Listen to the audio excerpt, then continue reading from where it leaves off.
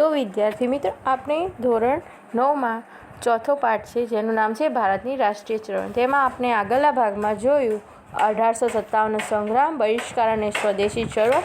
હવે આપણે આગળ જોઈશું મુસ્લિમ લીગ 1906. આ બધી ચળવળો છે. મુસ્લિમ લીગ પણ એક ચળવળ હતી. અંગ્રેજોએ જ્યારે ભાગલા પાડો અને રાજ કરોની નીતિ અપનાવી એ વખતે તેઓએ હિન્દુ અને મુસ્લિમ વચ્ચે પણ ભેદભાવ ઊભો કર્યો. તે સમયના વાઇસરોય મિન્ટો અને હિન્દી વજીર માલોએ સાથે મળીને હિન્દના રાષ્ટ્રવાદને કચડી નાખવાની યોજના કરી. જે વાઇસરોય મિન્ટો હતા અને હિન્દના જે વજીર મોલ્લે હતા તે બંને ભેગા મળીને આપણો જે હિન્દનો જે રાષ્ટ્રવાદ હતો, જે હિન્દુ મુસ્લિમની જે એકતા હતી, તે લોકોને તે એમની એકતાને તોડવાનો તેઓએ યોજના ઘડી. આ લડતની તાકાત વધી ગઈ ત્યારે અંગ્રેજોએ ઉપલા વર્ગના મુસ્લિમોની તરફદારી કરવાની શરૂઆત કરી. જ્યારે તેમને લાગ્યું કે તેમની જે યોજના તેમણે ઘડી છે તે હવે સફળ થવા લાગી છે, ત્યારે તેઓએ જે મુસ્લિમ વર્ગનો જે ઉપલો વર્ગ હતો મુસ્લિમોનો, તેમની તરફદારી કરવા માંડી. તેમના હામાં હા મિલાવવા માંડ્યા. એટલે મુસ્લિમોને લાગ્યું કે અંગ્રેજો અમારા સાથે છે. આમ અલગ મતાધિકાર અને અલગ મતદાર મંડળોની માંગણી કરવા એક મુસ્લિમ સંગઠનની તેઓએ રચના કરવા અને મુસ્લિમોમાં એક જૂથને સમજાવવા અંગ્રેજોએ સફળ રહ્યા. અંગ્રેજો હતા તેઓ એવી કૂટનીતિ ધરાવતા હતા કે તેમને મુસ્લિમોને પોતાના તરફ કરવા માટે મતાધિકાર, એકમત એવી રીતે માંગણી કરવા માટે તેઓ એક મુસ્લિમ સંગઠનની રચના કરી. અને આ સંગઠને મુસ્લિમોને એક જૂથ કરવા માટે આ જે સંગઠન બનાવ્યું તેમણે, તે દરેક મુસ્લિમોને એક જૂથ કરવામાં અંગ્રેજો સફળ રહ્યા. મુસ્લિમ લીગની સ્થાપના ઈસવીસન 1906માં થઈ. આ સંસ્થાની સ્થાપનામાં મુસ્લિમોના ધાર્મિક વડા આગાખાન, ઢાકાના નવાબ સલીમુલ્લાહ ખાં, વાઇસરોય મિન્ટો અને તેના ખાનગી મંત્રી ડનલોપ સ્મિથે મહત્વની ભૂમિકા ભજવી હતી. આ સંસ્થાની સ્થાપના ક્યારે કરવામાં આવી? તો 1906માં. અને આ સંસ્થાના ધાર્મિક વડા કોણ હતા? તો આગા ખાન. મુસ્લિમોના કોંગ્રેસના વાર્ષિક અધિવેશનમાં હાજર ન રહે તે માટે કોંગ્રેસના અધિવેશનના દિવસોએ જ મુસ્લિમ લીગનું વાર્ષિક અધિવેશન ગોઠવવામાં આવ્યું. આ અંગ્રેજો એટલા ચાલાક હતા કે તેઓએ આ મુસ્લિમોને, આપણે જે કોંગ્રેસનું અધિવેશન હતું, સભા હતી, તેમાં તેઓ હાજર ના રહી શકે, તે જ દિવસે તે લોકોએ મુસ્લિમ લીગના વાર્ષિક અધિવેશનની તેઓએ ગોઠવણી કરી દીધી. તેથી મુસ્લિમો કોંગ્રેસના અધિવેશનમાં ના જાય અને કોંગ્રેસનું જે અધિવેશન હતું એ અસફળ રહે. અંગ્રેજોની પણ એમની યોજના હતી પણ તે સફળ ના રહી. મિન્ટોએ જ મુસ્લિમોને સહયોગી બનાવીને નીતિની શરૂઆત કરી. મિન્ટોને કેટલાક લેખકો મુસ્લિમ કોમવાદના પિતા કહે છે. કેટલાક લેખકો છે તેઓ મિન્ટો જે હતા, વાઇસરોય મિન્ટો, તેમને મુસ્લિમ કોમવાદના પિતા તરીકે પણ ઓળખવામાં આવે છે. તો આપણને પૂછી શકે છે કે મુસ્લિમ લીગની સ્થાપના ક્યારે થઈ અને તેના મુસ્લિમ કોમવાદના પિતા કોણ હતા? તો વાઇસરોય મિન્ટો. પાકિસ્તાનના સાચા સર્જક મોહમ્મદ અલી જીના કે રહીમતુલ્લાહ નહીં, પરંતુ મિન્ટો જ હતા. ત્યારથી જ હિન્દુ મુસ્લિમનો સંઘર્ષ વધ્યો અને છેવટે હિન્દના ભાગલાના પરિણામ આવ્યા. તો આપણને બધા કહેતા હોય છે કે હિન્દુ મુસ્લિમ વચ્ચે ભેદભાવ ઊભો કરવો, મતભેદ ઊભા કરવા, તેનું કામ મોહમ્મદ અલી જીના કે રહીમતુલ્લાહ નહોતા કરતા, પણ જે વાઇસરોય મિન્ટો હતા તેમણે જ મુસ્લિમ અને હિન્દુઓ વચ્ચે નફરતના બીજ રોપ્યા હતા. હવે આપણે આગળ જોઈશું ઉગ્ર ક્રાંતિકારી ચળવળનો ઉદ્ભવ અને વિકાસ. ભારતમાં ક્રાંતિકારી પ્રવૃત્તિની શરૂઆત વાસુદેવ બળવંત ફડકે કરી હતી. તો આપણને કોઈ પૂછી શકે છે કે ભારતમાં ક્રાંતિકારીની પ્રવૃત્તિની શરૂઆત કોને કરી હતી? તો વાસુદેવ બળવંત ફડકે. દામોદર ચાફરેકર તથા બાલકૃષ્ણ ચાફરેકર બંધુ, વીર સાવરકર, બારિન્દ્રનાથ ઘોષ, ખુદીરામ બોઝ, પ્રફુલ્લ ચાકી, આ જેવા તમામ ક્રાંતિવીરોએ રાષ્ટ્રવાદની જ્યોત જલતી રાખી. આ બધા જે ક્રાંતિવીરો હતા તેઓએ જે રાષ્ટ્રવાદની ચળવળો થઈ તેની જ્યોત તેઓએ ચાલુ જ રાખી. શસ્ત્રો બનાવવાથી માંડીને તેના ઉપયોગ સુધીની તાલીમ પામેલા યુવાનો યુવાનોએ અંગ્રેજ સરકારની ઊંઘ હરામ કરી નાખી હતી. જે આપણા જે શસ્ત્રો બનાવી તેનો ઉપયોગ કેની કરો તેની તાલીમ આપવા તાલીમ પામેલા જે યુવકો હતા તેઓએ પોતાની ચળવળોથી અંગ્રેજ સરકારની ઊંઘ હરામ કરી નાખી હતી. ઉગ્ર ક્રાંતિકારી ચળવળો હિન્દમાં ઉદ્ભવી અને દેશ વિદેશમાં પ્રસરી. આ ઉગ્ર ક્રાંતિકારી ચળવળ આપણા દેશમાં ઉદ્ભવી અને આજુબાજુના દેશ વિદેશોમાં પણ આ ઉગ્ર ક્રાંતિકારીની ચળવળ હતી. તે આજુબાજુના દેશો હતા એમાં પણ તેની અસર જોવા મળી. તેની પૂર્વ ભૂમિકામાં બંગાળના ભાગલા રદ કરવામાં ચાલેલું આંદોલન, સુરતના કોંગ્રેસનું અધિવેશનમાં પડેલા જહાલ અને મવાર જૂથ એમ બે ભાગલા અને કોંગ્રેસની માત્ર ઠરાવ, વિનંતીઓ અને આજીજી કરવાની પદ્ધતિઓ પ્રબળ વિરોધ જેવા સંજોગો પડેલા છે. લાલ બાલ પાલની ત્રિપુટીને જહાલવાદી નીતિ અપનાવી. હવે આપણને પ્રશ્ન થાય કે લાલ બાલ અને પાલ કોણ? તો આપણે આપણા આગળના ધોરણમાં ભણી ગયા છે તે આ જે લાલ બાલ અને પાલની જે ત્રિપુટી હતી તેઓએ આપણા જે રાષ્ટ્રીય ચળવળમાં બહુ જ મહત્ત્વની ભૂમિકા ભજવી હતી. તો લાલ એટલે લાલા લજપતરાય, બાલ એટલે બાલ ગંગાધર તિલક અને પાલ એટલે બિપિનચંદ્ર પાલ. આ જે ત્રણ ત્રિપુટી હતી તેમને જાલવાદીની નીતિ અપનાવી અને હિન્દુ યુવા કાર્યકરોમાં નવું ચૈતન્ય ઊભું કર્યું. તેઓ પોતાના દેશ માટે કંઈક કરી નાખે તે માટે તેમને જુસ્સો આપવાનું કામ આ ત્રણ ત્રિપુટીએ કરી હતી. લોકમાન્ય બાળ ગંગાધર તિલકે તો ઉગ્ર ભાષામાં તેઓએ જાહેર સભામાં સંબોધન આપ્યું કે સ્વરાજ મારો જન્મસિદ્ધ હક છે અને તેને લઈને જ હું જપીશ. લોકમાન્ય બાળ ગંગાધર જે તિલક હતા તેમના જે સૂત્રો હતા તેઓ સૂત્રો આપતા હતા. તે સભા ભરે ત્યારે તેઓ જાહેરમાં સંબોધન આપતા કે સ્વરાજ મારો જન્મસિદ્ધ હક છે અને તેને હું લઈને જ જપીશ. તો આપણને પરીક્ષામાં પૂછાય કે બાળ ગંગાધર તિલકે કયો સૂત્ર આપ્યું હતું? તો સ્વરાજ મારો જન્મસિદ્ધ હક છે અને તેને હું લઈને જ જપીશ, જે આઝાદીના ક્રાંતિકારી લડવૈયાનો મંત્ર બની ગયો. આ જે મંત્ર જે આપ્યું બાળ ગંગાધર તિલકે તે આઝાદી માટે ક્રાંતિકારી લડવૈયા હતા તેમનો જુસ્સો વધારવાનું કામ કરતું હતું. ઉગ્ર ક્રાંતિકારીની લડતના લડવૈયા માતૃભૂમિની સ્વતંત્રતા માટે હસતા મુખે બલિદાન આપવા તેઓ તત્પર રહેતા હતા. જે ભારતના જે નવયુવાનો હતો તેઓને આ આપણા ક્રાંતિવીરો છે ને તેમને જુસ્સો વધારતા હતા. તેથી તેઓ પોતાના દેશ માટે મરી મટવા પણ તેઓ તૈયાર રહેતા હતા.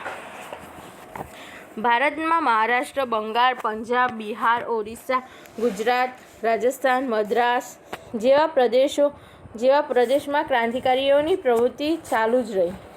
આ પ્રવૃત્તિમાં મિત્ર મેળા સોસાયટી, અભિનવ ભારત સમાજ, અનુશીલન સમિતિ, અંજુમને મોહિલ્લાને વતન, ઇન્ડિયન પેટ્રિયોટ્સ એસોસિએશન, જેને પાછળથી ભારત માતા નામ આપવામાં આવ્યું. આ બધી સંસ્થાઓ સ્થાપીને ક્રાંતિકારી પ્રવૃત્તિઓને ભારે વેગ આપવામાં આવ્યો. આ બધી જે સંસ્થાઓ છે તેઓએ ક્રાંતિકારી પ્રવૃત્તિને ઝડપથી આગળ વધારી. પ્રથમ તબક્કામાં સંધ્યા, યુગાંતર, નવશક્તિ અને વંદે માતરમ, કેસરી મરાઠા જેવા વર્તમાનપત્રો અને સામયિકોને સતત બળ પૂરું પાડ્યું. પ્રથમ તબક્કામાં સંધ્યા, યુગાંતર, નવશક્તિ, વંદે માતરમ, કેસરી મરાઠા જેવા વર્તમાનપત્રો હતા. તે વર્તમાનપત્રોમાં પણ આઝાદીને લઈને નવા લેખો છાપવામાં આવતા હતા. આ લેખો વાંચીને આપણા જે નવયુવાનો હતા તેઓ જુસ્સામાં આવી જતા અને તેઓને અલગ જ શક્તિ મળતી હતી. અલીપુર હત્યાકાંડમાં 34 જેટલા ક્રાંતિકારો પણ કેસ ચલાવાયો. હાવડા હત્યાકાંડ, ઢાકા હત્યાકાંડ અને ક્રાંતિકારીઓની ધરપકડ કરાયેલી. દિલ્હીના વાઇસરોય હાર્ડિંજ પર બોમ્બ ફેંકી હત્યા કરવાનો પ્રયાસ કરવામાં આવ્યો હતો. દિલ્હીમાં છે ને વાઇસરોય હાર્ડિંજ હતા એમના પર બોમ્બ ફેંકીને તેમને મારી નાખવાનો પણ પ્રયત્ન આપણા ક્રાંતિવીરોએ કર્યો હતો. 13 નવેમ્બર 1909ના રોજ અમદાવાદમાં રાયપુર દરવાજા બહાર વાઇસરોય મિન્ટો પર બોમ્બ નાખવામાં આવ્યો. જેવા આપણે દ્રષ્ટાંતો આપણા નવયુવાનની ક્રાંતિકારી લડતમાં આપણે જોઈ શકીએ છીએ. બીજા તબક્કામાં કાંકોરી લૂંટ કેસ, લાહોર હત્યાકાંડ અને કેન્દ્રીય ધારાસભામાં બોમ્બ નાખવાના બનાવો બનેલા જોવા આપણને મળે છે. હવે આપણે આગળ જોઈશું ગુજરાતમાં ઉગ્ર ક્રાંતિકારી ચળવળ. ગુજરાતમાં શસ્ત્ર ક્રાંતિની ભૂમિકા તૈયાર કરનાર સૌપ્રથમ નેતા શ્રી અરવિંદ ઘોષ હતા. તો આપણને પરીક્ષામાં પૂછાઈ શકે છે કે ગુજરાતમાં શસ્ત્ર ક્રાંતિની ભૂમિકા તૈયાર કરનાર સૌપ્રથમ નેતા કોણ હતા? તો અરવિંદ ઘોષ. પરંતુ તેઓ પડદા પાછળ જ કામ કરતા હતા, એટલે કે બધાની આગળ નજરમાં નહોતા આવતા કે હું આ કામ કરું છું. પણ અરવિંદ ઘોષના જે ભાઈ હતા બારીન્દ્ર કુમાર ઘોષ, તેઓ હંમેશા આગળ રહીને કામ કરતા હતા. બારીન્દ્ર કુમાર ગુજરાત આવ્યા અને દક્ષિણ ભાગને ખૂંદી વળ્યા. બારીન્દ્ર કુમાર હતા એ જ્યારે ગુજરાતમાં આવે ત્યારે તેઓ ગુજરાતનો જે દક્ષિણ ભાગ છે તેઓ તે ફરી વળ્યા.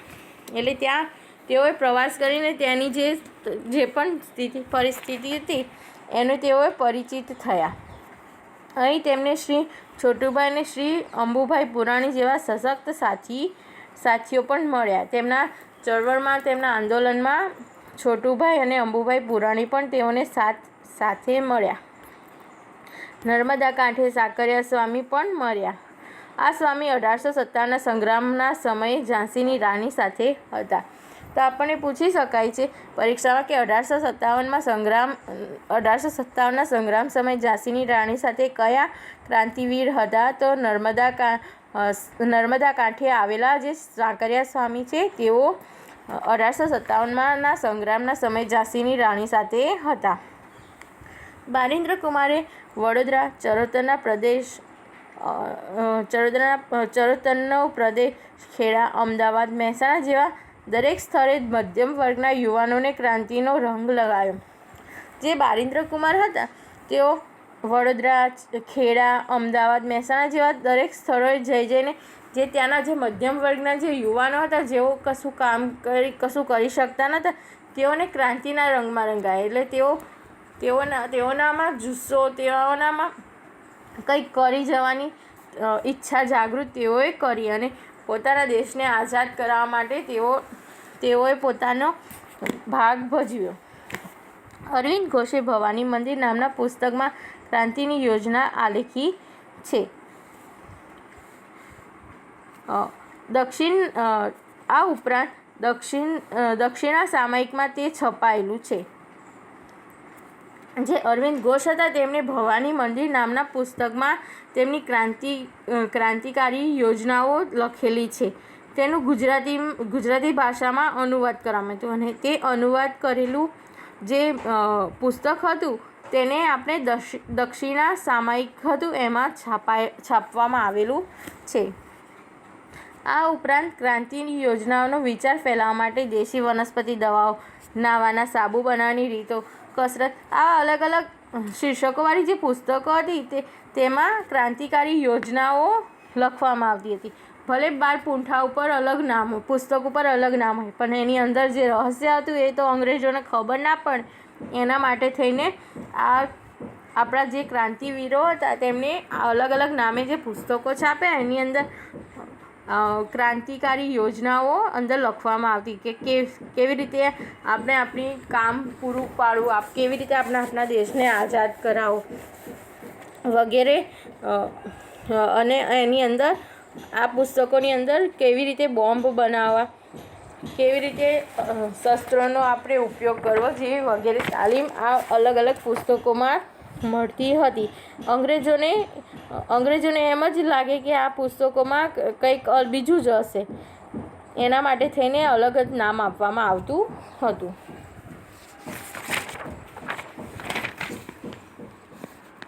હવે આપણે આગળ જોઈશું વિદેશોમાં ક્રાંતિકારી ચળવળ. ભારતને અંગ્રેજોના શાસનમાંથી મુક્તિ અપાવવા માટે વિદેશોમાં પણ ક્રાંતિકારી ચળવળની શરૂઆત થઈ હતી. ભારતને અંગ્રેજોના શાસનમાંથી મુક્તિ અપાવવા માટે પણ દેશ વિદેશોમાં પણ ક્રાંતિકારી ચળવળની શરૂઆત થઈ હતી. ભારતમાં ઉદ્ભવેલી ઉગ્ર ક્રાંતિકારી પ્રવૃત્તિઓ ભારતની બહાર છેક England, Canada, America, Germany, France, Myanmar જેવા દેશોમાં પણ પ્રસરી હતી. ક્રાંતિકારી યોજના ખાલી ભારતમાં જ નથી થતી, પણ ક્રાંતિકારી યોજના આજુબાજુના દેશ વિદેશોમાં પણ જોવા આપણને મળતી હતી. વિદેશોમાં ક્રાંતિકારી પ્રવૃત્તિમાં સક્રિય ક્રાંતિવીરો. હવે આપણને પ્રશ્ન થાય કે દેશ વિદેશોમાં ક્રાંતિકારી ચળવળો તો થતી હતી, પણ તેમના ક્રાંતિકારીઓ કોણ હતા? તો વિદેશોમાં પણ ક્રાંતિકારી પ્રવૃત્તિના સક્રિય ક્રાંતિકારીઓમાં શ્યામજી કૃષ્ણ વર્મા, મદનલાલ ધીંગરા, વીર સાવરકર, લાલા હરદયાલ, ઉધમસિંહ, રાજા મહેન્દ્ર પ્રતાપ, મેડમ ભીખાજી કામા, સરદારસિંહ રાણા, મૌલાના અબ્દુલ્લા, મૌલાના બશીર, ચંપક રમણ પિલાઈ જેવા ક્રાંતિકારો વિદેશમાં જે ક્રાંતિકારી પ્રવૃત્તિ થતી હતી તેમાં તેઓ જોડાયેલા હતા, તેમાં તેઓ સંકળાયેલા હતા. હવે આપણે આગળ જઈશું વિદેશમાં ક્રાંતિકારી પ્રવૃત્તિઓ. વિદેશમાં થતી ક્રાંતિકારી પ્રવૃત્તિઓ દ્વારા ભારતની ક્રાંતિકારી પ્રવૃત્તિને વેગ મળ્યો. જે વિદેશમાં આ ક્રાંતિકારીઓ જે તેમની ક્રાંતિકારી પ્રવૃત્તિ કરતા હતા તેના લીધે ભારતની જે ક્રાંતિકારી પ્રવૃત્તિ હતી તેને એક અલગ વેગ મળ્યો. ઇંગ્લેન્ડથી છુપી રીતે રસોઈયાના બિસ્તરમાં પિસ્તોલો ભારતમાં મોકલાતા હતા. આ ક્રાંતિવીરો જે વિદેશમાં રહેતા હતા તેઓ ત્યાંથી ત્યાંના જે અસ્ત્રો હોય ત્યાંના જે શસ્ત્ર હોય તેને આપણા જે રસોઈયા બહારના દેશમાં રસોઈનું કામ કરતા હતા એ લોકોના જે તેમના જે સામાન હોય એમાં જ ત્યાંથી શસ્ત્રો, પિસ્તોલો એ જેવું બધું મોકલતા હતા. ક્રાંતિકારીઓની ટીકા કરનાર અંગ્રેજો વિલિયમ વાયલીની મદનલાલ ધીંગરાએ હત્યા કરી. તો આપણને પરીક્ષામાં પૂછાઈ શકે છે કે અંગ્રેજી વિલિયમ વાયલીની હત્યા કોને કરી? તો મદનલાલ ધીંગરાએ કરી.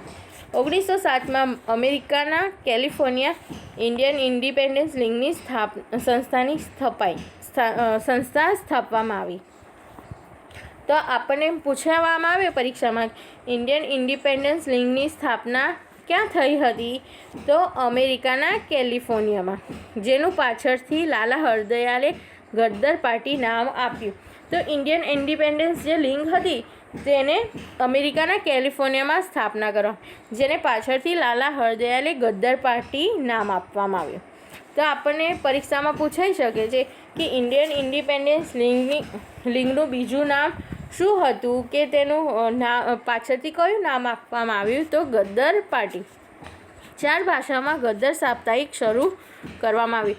તો આ જે ગદ્દર પાર્ટી હતી તેમાં 4 અલગ અલગ ભાષામાં ગદ્દર સાપ્તાહિક શરૂ કરવામાં આવ્યું. આ પ્રવૃત્તિમાં તારકનાથ દાસ, કરતારસિંહ પણ જોડાયેલા હતા. જર્મનીમાં ચંપક રમણ પિલ્લાઈ એ હિન્દ રાષ્ટ્રીય સ્વયંસેવક દળની રચના કરવામાં આવી. તો જર્મનીમાં કયા ક્રાંતિવીરે હિન્દ રાષ્ટ્રીય સ્વયંસેવક દળની સ્થાપના કરી? તો ચંપક રમણ પિલાઈએ. ઈરાકને વડું મથક બનાવી ત્યારથી ભારત ઉપર આક્રમણ કરવાની યોજના ઘડવામાં આવી. તો ઈરાકને છે ને વડું મથક બનાવ્યું ત્યાંથી ભારત ઉપર આક્રમણ કરવાની યોજના અંગ્રેજોએ કરી. જર્મનીના સ્ટુઅર્ટગાર્ટ શહેરમાં યોજાયેલી આંતરરાષ્ટ્રીય સમાજવાદી પરિષદમાં સૌપ્રથમ મેડમ કામાએ તૈયાર કરેલો રાષ્ટ્રધ્વજ ફરકાવવામાં આવ્યો. તો આપણો જે રાષ્ટ્રધ્વજ હતો તેને સૌપ્રથમ કયા શહેરમાં અને શેમાં ફરકાવવામાં આવ્યો? તો જર્મનીમાં સ્ટુઅર્ટગાર્ટ શહેરમાં આંતરરાષ્ટ્રીય સમાજવાદી પરિષદ યોજવામાં આવી હતી. ત્યાં આગળ મેડમ કામા હતા, તેમને સૌ પ્રથમવાર આપણા રાષ્ટ્રધ્વજ ફરકાવવામાં આવ્યો હતો. અફઘાનિસ્તાનનો તો રાજા મહેન્દ્ર પ્રતાપ રાષ્ટ્રીય પ્રમુખ પદે કામચલાઉ સ્વતંત્ર સરકારની રચના કરી, જેમાં બરકતુલ્લા, આબિદુલ્લા, મૌલાના બશીર જેવા ક્રાંતિવીરો હતા.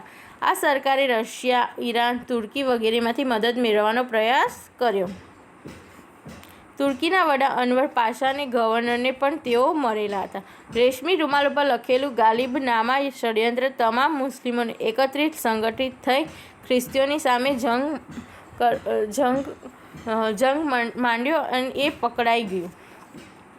જે આ તુર્કીના વડા અનવર પાશાને ગવર્નર હતા તેઓએ રેશમી રૂમાલ પર લખેલું ગાલિબનામા નામનું ષડયંત્ર હતું. તેઓએ એમ કર્યું હતું કે દરેક મુસ્લિમોને ભેગા કરીને ખ્રિસ્તીઓ સામે તેઓ યુદ્ધ કરે, પણ તે ષડયંત્ર પકડાઈ ગયું. રાજા મહેન્દ્ર પ્રતાપે પોતાની સહીવાળી સોનાની પટ્ટીના રશિયાના ઝારને મોકલાવી, જેમાં ઝારને ઇંગ્લેન્ડ સાથેના સંબંધ તોડી નાખવા તેઓએ જણાવ્યું. પછી રશિયાના ક્રાંતિવીર ટ્રોટ્સ્કીએ તો ભારતના ક્રાંતિકારીઓને બધી જ મદદ કરવા તેઓએ વચન આપેલું હતું. જે રશિયાના ક્રાંતિવીર ટ્રોટ્સ્કી હતા તેઓએ ભારતના ક્રાંતિવીરોને દરેક રીતે મદદ કરવા, પૈસાની રીતે, શસ્ત્રની રીતે, દરેક રીતે તેઓએ મદદ કરવાની વચન આપેલું હતું. બર્મામાં સોહનલાલ પાઠકે અને સિંગાપુરમાં પરમાનંદે ક્રાંતિકારીની પ્રવૃત્તિ કરી. આ ઉપરાંત કામાઘાટ મારુ અને તોશામારુ સ્ટીમરોની ઘટનાએ ક્રાંતિકારીઓને વિદેશોમાં અંગ્રેજ વિરુદ્ધ લાગણી જાગૃત કરવા માટે પ્રેરક બળ પૂરું પાડ્યું. જે કામાઘાટમારુ અને તોશામારુ જે સ્ટીમરો હતી તેના દ્વારા આપણા ક્રાંતિવીરો વિદેશમાં જઈને અંગ્રેજો વિરુદ્ધ તેમના વિરુદ્ધ લાગણી જાગૃત કરવા માટે તેઓને પ્રેરક બળ પૂરું પાડ્યું. તેઓને મદદ કરવામાં આવતી હતી. આમ ભારતની રાષ્ટ્રીય અને ઉગ્ર ક્રાંતિકારી ચળવળમાં 18 થી 24 વર્ષના યુવાનો જ ભાગ લેતા હતા. જે ભારતની રાષ્ટ્રીય ચળવળ હતી અને ઉગ્ર ક્રાંતિકારી ચળવળો હતી તેમાં માત્ર 18 થી 24 વર્ષના જે નવયુવાનો હતા, જેમનામાં જુસ્સો, જેમના પોતાના દેશ માટે કંઈક કરી નાખવાની જે ઈચ્છા હતી, તેમનામાં કંઈક અલગ જ શક્તિ હતી, તેવા જ યુવાનો ભારતીય અને રાષ્ટ્રીય ચળવળમાં તેઓએ પોતાનું યોગદાન આપ્યું. તેઓ પોતાના મોતને પોતાની મુઠ્ઠીમાં જ લઈને ચાલતા હોય તેવી રીતે તેઓ જીવતા હતા.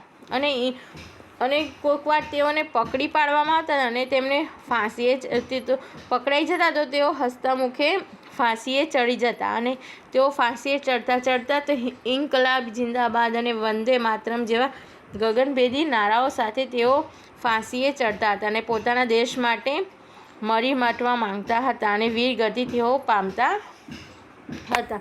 તો હવે આપણે આગળના લેક્ચરમાં જોઈશું મોલે મિન્ટો સુધારણા, ગાંધીજીનું ભારતમાં આગમન, રોલેટ એક્ટ, જલિયાંવાલા બાગનો હત્યાકાંડ જેવા મુદ્દાઓ પર આપણે આગળના ભાગમાં આપણે ચર્ચા કરીશું.